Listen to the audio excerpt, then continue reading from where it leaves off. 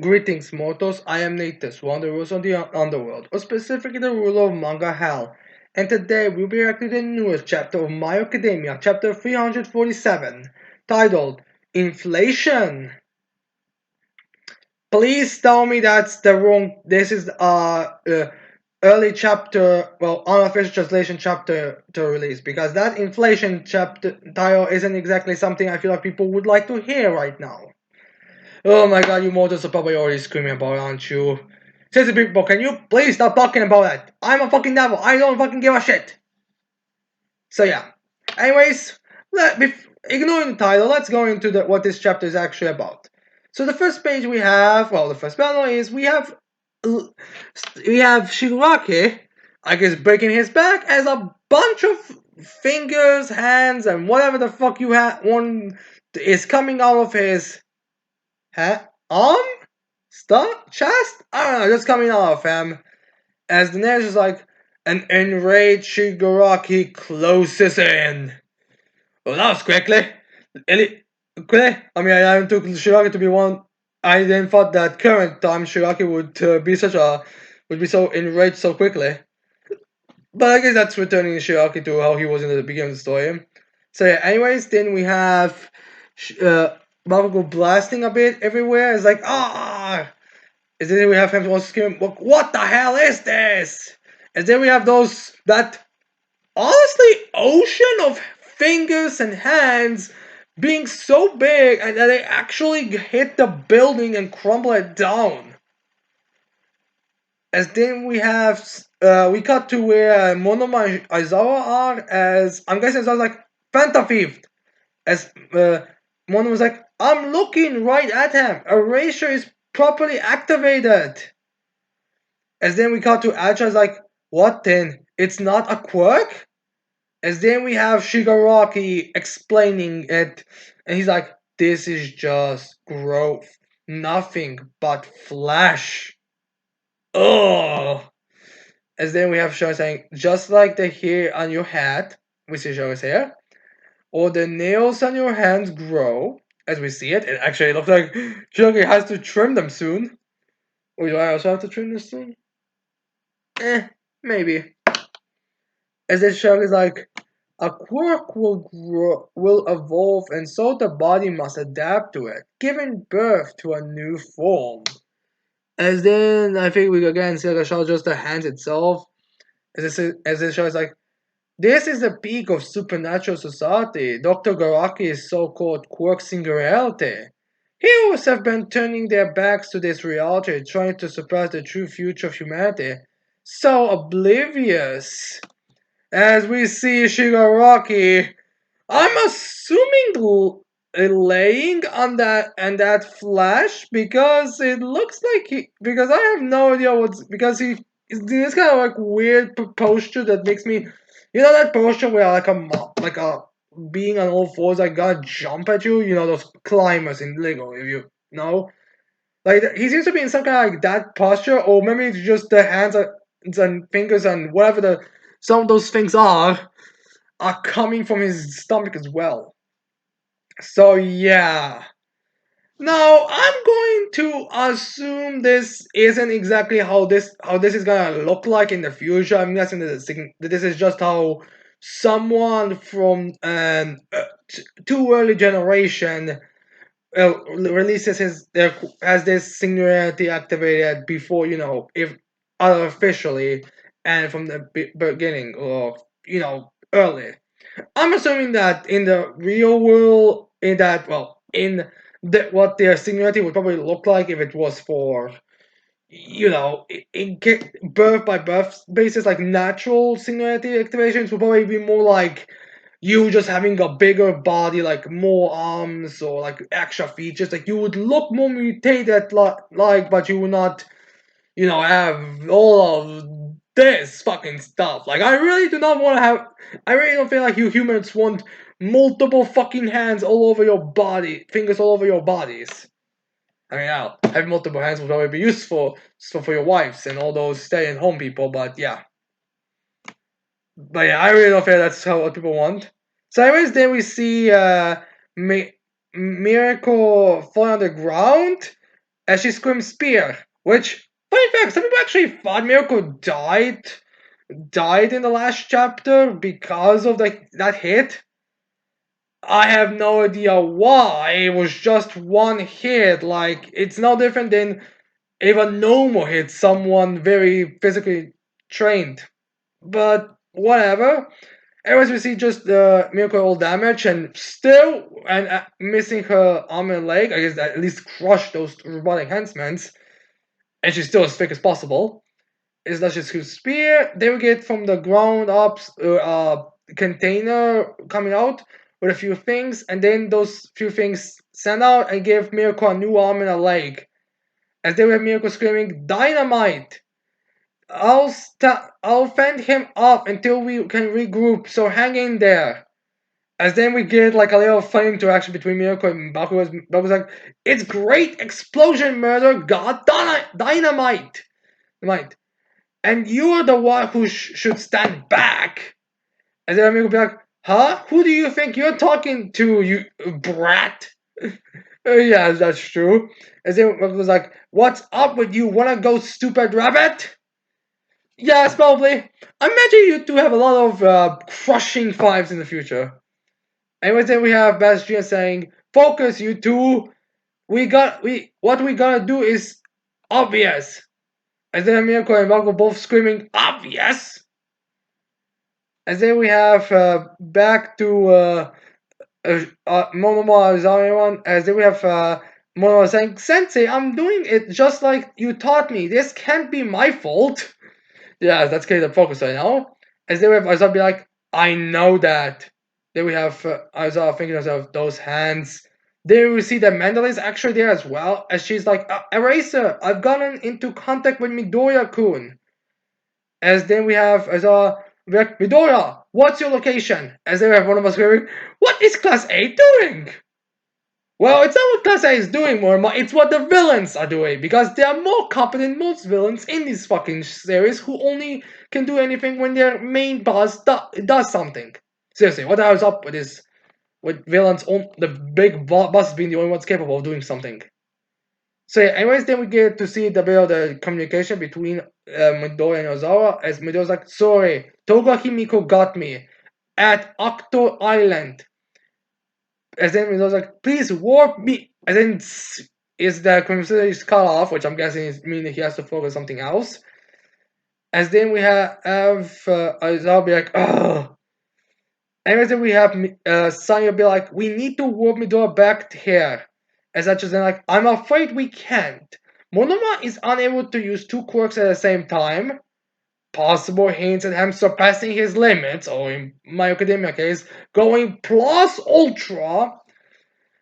As then we have Acha saying, "Switching from Erasure to Warp in order to recover Midoriya would take at least 2 seconds." As then we have Vegeta's being like all serious, like he's like, "Eraser, you get it, right? These countless giant hands."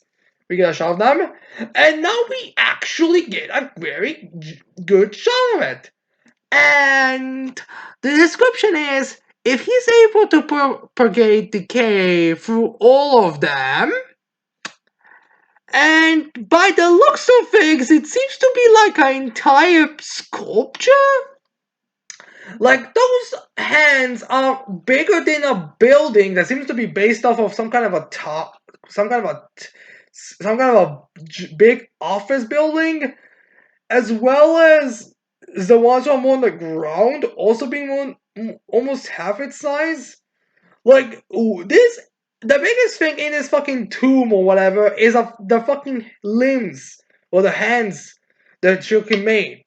Like, Jesus Christ, let's think about these hands. If Shuri continues with these giant hands, this thing is gonna get destroyed by them.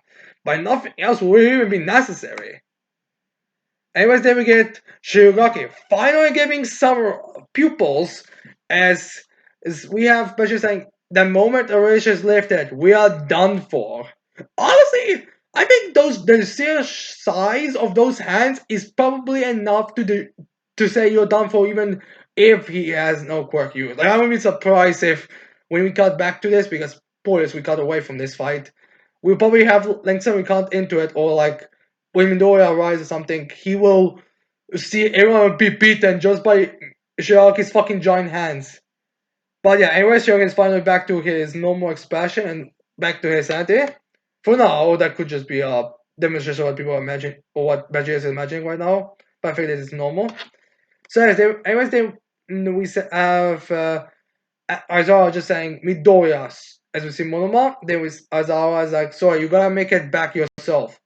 Until then, as we get like Vashina is like motioning something, which I do wonder if that's supposed to mean, man, like come and join us or something. But I don't think so. Like the ones here are probably like the only ones who can actually put up a fight. Well, excluding the ones who are currently fighting other villains, like or the leaders of the other villain parties. Well, hero counterattacks for the villains. Anyways, then we cut to Vashina's looking back, is like all serious, like who cares if we don't have one for all? I say we beat him right here and now. As everyone is like, yeah, and so he's like, you're right, yeah.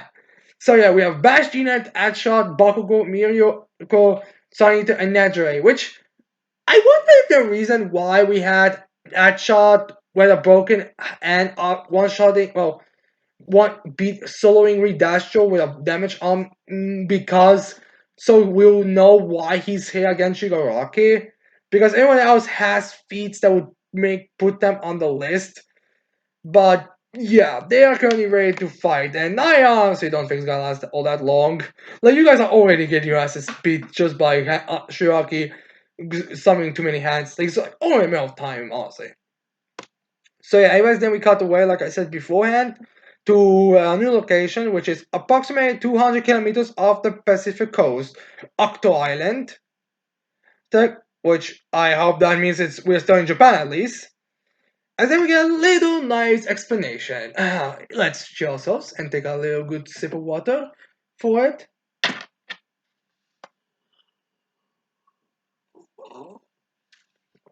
And then we have on this shallow beach that wraps around the beautiful horizon was a resort built above the southern islands. The main attraction of this island, Octo Aquaria, is internationally recognized as a tourist spot. Of course, look at the beautiful picture. As then we get Geoka screaming on top of his lungs saying, "Watch out!" As there's like, Kugata Sakamoto, also known as Geoka, is in charge of managing this aquarium. Yes, I can see that. I wonder if that's actually just for the battle or maybe literally. But anyways, they are. But then we see a bunch of things coming from the sky and splashing the water all over the place. As we see one of the near high-end Nomus, or the very the top upper half of the normal. I'm not sure if this is actually how the normal looks like. As as he's setting something that looks like stones or maybe a piece of flesh, one of those things. Also, that normal seems to have a mouth for its brain. Literally. Talk about Algic Sora. As then we have Rashida screaming like, "Ah, brah!" As then we have some of Genoka's man in different costumes finally. He's like, "Hey, boss, this only seems much. Hey, boss, this one seems much tougher than the ones we saw in Jakku."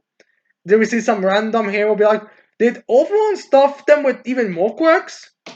Well, actually, it does make sense why he would do that. I mean, if you really think about it, Overone should be able to give them more quirks, and the fact is that a lot of people were just running around and, hiding and all that in the last couple of months. I think it was months or half a year or something. I think it was just months. So it does make sense that they'll be able to have someone to capture a bunch of the civilians and take their quirks and get them to the normals if they're useful enough. I mean, it makes sense to my opinion. But yes, anyways, while we're saying that, we see Moonfish finally back after Tartarus as she screams flash and sends out a bunch of his razor sharp teeth. I'm guessing stabbing or cutting that hero.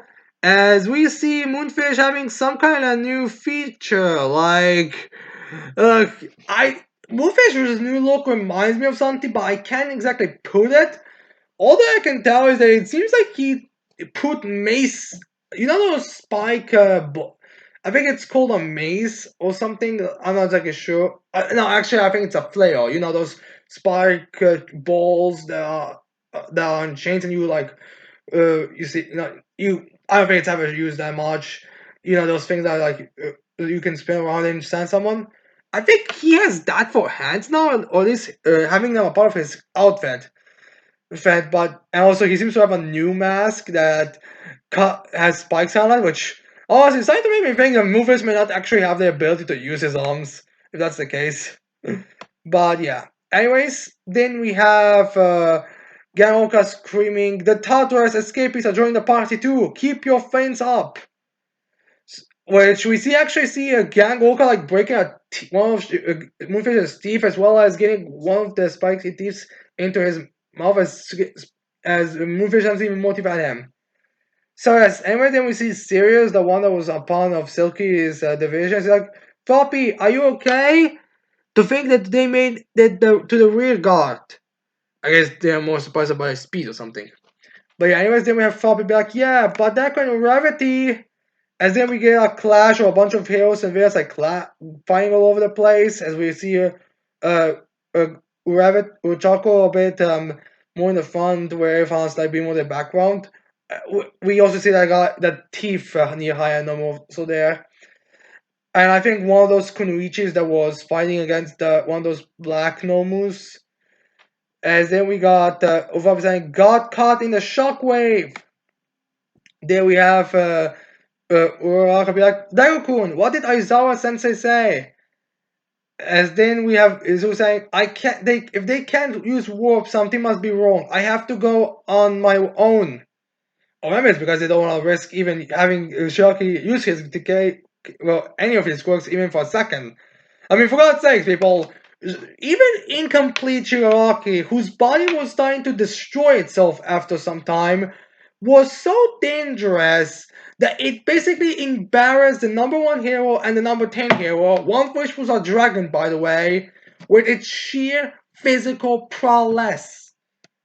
Which makes me not wonder where is that dragon hero anyways. I mean, I don't think she quit, or there was any statement about her quitting. So I feel like she should be there, unless if there's some information. I'll check later. Or maybe she'll just appear later. I don't know. Or maybe we're gonna see her when we cut to some other place. Like, maybe she's where Baku, where Shoto and where Shoto is, or maybe she's with the Endeavor, or maybe she's there, just we haven't seen her this chapter. I don't really know. So yes, anyways, then I'm trying to be like, then hurry up and as then we see Toga coming from behind, also a bit of a shadow of an underskirt, but alright. As we see her striking, as in jumps at Deku with her 2 blades to stab him, and I was like, wow! As they Toga kind of back to her normal personality, the personality she had at the beginning, like, "Don't go, Deku-kun, I love you, so please don't go!" And she's starting to blush a bit. As then we have just screaming, "Toga!" And some of the waters actually pushes her back. As then we have Izuku thinking to herself, even though she's charging while swinging a knife at me, my danger sense isn't activating.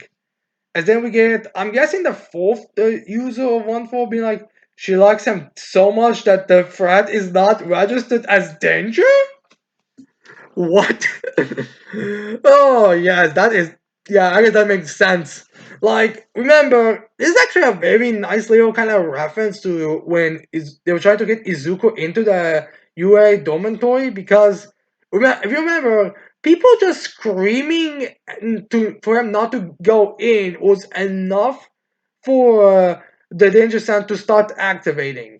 So Toga's love for Izuku is so greater that even a fucking knife is less dangerous than her love. So yeah, it's a bit hilarious. It's kind of a fun little detail to have revealed. Like this is usually something you get in a vault, one of those extra materials. So it's kind of nice to have it come back into playing here as well. Even it's kind of the opposite of it. But yeah, anyways, that could be like knowing there's more people like her out there makes me feel lucky to have lived to this day. Huh? Knowing there's more people like her out there makes me feel lucky to have lived to this day. Not just a translation errors or something. I have maybe it is. I don't know really. So anyways, then we have Izuku be like, "What do you want from me?" Maybe that's the fourth user, possibly. I don't know really. And then we have Toga getting like the cutesy things like she's like, "I want you to be my boyfriend." Which is kind of an odd thing. Like, Toga has so far been very, like, kind of looking like she's willing to commit suicide or something on that level, or at the very least have, like, those kind of emotions. Yet, for some reason, now she seems to be back to how she was beforehand. Not sure if that's like just one of those like end of chapters teasers that are gonna be uh, shown to be opposite next chapter or something. You know, like how the traitor was revealed thing. But yeah, I guess that's what's going on now. Oh, by the way, well, Tora is saying that we see like a thing of guy getting killed in the top or getting sliced in top, as we see a bunch of other ones also being damaged. Makes sense that we got this panel. I actually now I think about it, it's probably just this panel that Hakoshi wanted to draw of Toga saying, "I want you to be my boyfriend," while everyone else is dying around her. I think that's just what Hakoshi wanted to draw. And then we have Ojako be like, "What? He's mine, bitch." I guess she had no idea that's what Togo actually wanted. And then we have someone thinking, I'm gonna say Zuko could be like, this girl's love is so intense, it puts people in danger. So like, I guess this the reason why we have this on the state that is because Ochako and Deku didn't fully realize or comprehend these statements. Like something you notice is a lot of people, all the heroes don't really realize what the cap villain is actually saying or actually compromise because of the heat of the moment. Like they don't think when they are saying how much they love pain and all that, they actually mean it. It's kind of similar to Noelle and Vonica, where Vonica kind of gave her like hard out, and Noelle isn't to herself like, wait, you actually think being bloodily beaten is something that friends do to each other? It's just like, as if I'm not gonna be, I'm killing you here. So I guess that's kind of like what this point. The point of this is kind of be like make Ochako and Dako realize this is what to her is love and normal stuff. So yeah. Anyways, then we get narrator and the end of the chapter being like emotions running high. It's only escalates in the next chapter. So yeah, I guess we're gonna get a more of a Toga. I guess we're gonna get more into Toga's thought process and more into the character stuff in the next few chapters between them. Not sure if that's gonna result in, the Doga joining or being killed or whatever. I mean, she still has twice as blood, and that was something that was specifically mentioned, so I won't exactly be surprised if she activates as twice as Sandman's parade. So we'll see where that goes, but yeah, end of chapter. So yeah, all in all, this chapter was, a pretty much more of a standard setup demonstrating the war type of chapter. Nothing really all that special, except for the fact they've shown villains to be competent, which is something that a lot of manga series have to learn to do. But oh well, what problems with mangas goes aside, all in all, this was a pretty decent chapter. So with that, I hope you like this reaction. I hope you leave a like, subscribe to this channel for more videos in the future. And that's it. I cannot wait to see all of you mortals next time. Goodbye.